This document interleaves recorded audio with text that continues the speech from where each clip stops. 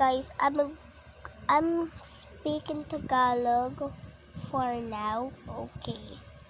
Sige, yung dati kong video dati, mga 7 years old pa lang ako. Tapos mga grade 2 pa lang ako noon.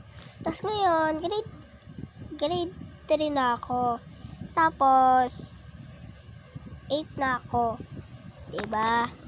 24 pa lang noon alam ko Tapos, wala pa tumutubo sa aking ipin nung tingnan nyo. Wala pa to dati. Tumubo na. Diba?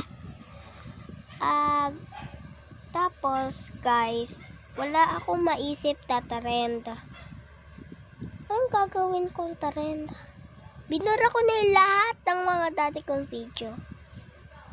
Kayo na bala anong gusto nyong trend. Kayo bala. Doon lang kayo sa comment section, okay?